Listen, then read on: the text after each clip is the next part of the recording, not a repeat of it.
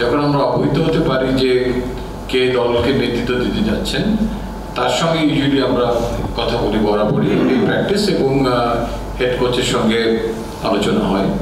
তো এই পরিপ্রেক্ষিতে আমি বলবো এবার একটু ব্যত্যয় ঘটেছে।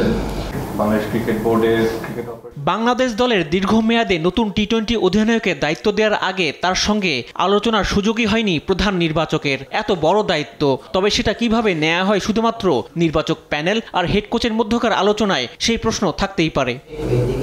দ্বিপক্ষীয় সিরিজের আগে ঘটা করে দল ঘোষণাটা মূলত টি-20তে নতুন অধিনায়কের আবির্ভাবকে কেন্দ্র করে। তবে প্রশ্ন উঠেছে বিপিএল এর টুর্নামেন্ট সেরা মেহেদী হাসান মিরাজের জায়গা না পাওয়া নিয়ে। প্রধান নির্বাচক দিয়েছেন সেটার ব্যাখ্যা।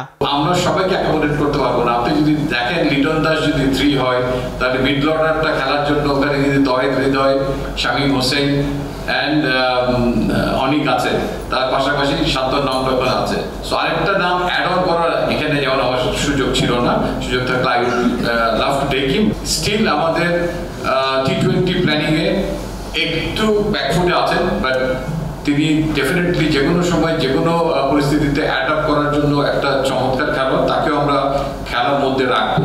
লিটনকে স্থায়ী দায়িত্ব দিলেও সহ অধিনায়ক শেখ মেহেদী জায়গাটা নিয়ে আরো পরীক্ষা নিরীক্ষা করতে চায় বোর্ড।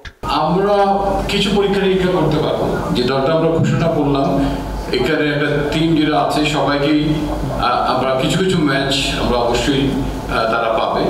এবার সেই জায়গায় নতুন কোচ এবং আমাদের যে চিন্তা ভাবনার মধ্যে আমরা যেন একটা সেরা পারফরমেন্স ইউনিট নিয়ে যেতে পারি, সেই চেষ্টাটা থাকবে। এবং লাইক টু লাইক যে সমস্ত খেলোয়াড় আছেন তারা সবসময় অনুশীলনে থাকবে। শেখ মেহেদী হাসান আর লিটন ছাড়া দলের বাকি সদস্যরা হলেন তানজিদ তামিম, পারভেজ ইমন, সৌম্য সরকার, নাজমুল শান্ত, তাওহিদ হৃদয়, শামীম পাটোয়ারি, জাকের আলী অনিক, রিশাদ হোসেন, তানভীর ইসলাম, মুস্তাফিজুর রহমান, হাসান মাহমুদ, তানজিম সাকিব, নাহিদ রানা ও শরীফুল ইসলাম।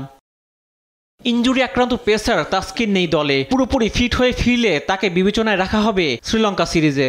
তাসকিনকে পূর্ণাঙ্গভাবে তৈরি করার জন্য কিছু যে সময়টুকু দরকার, সেই সময়টুকু তারা যদি বিবেচনায় নেয়, তাহলে এই পাকিস্তান সিরিজে আসলে তাকে আমরা পূর্ণাঙ্গভাবে পেতে পারবো না। তো তার মানে হচ্ছে যে শ্রীলঙ্কার সঙ্গে আমাদের যে একটা পূর্ণাঙ্গ সিরিজ আছে, টেস্ট ম্যাচ, ওয়ানডে এবং টি-20, সেখানে তিনি অ্যাভেলেবল থাকবেন if everything goes alright. Rifat Anjum, দেশ টিভি, ঢাকা।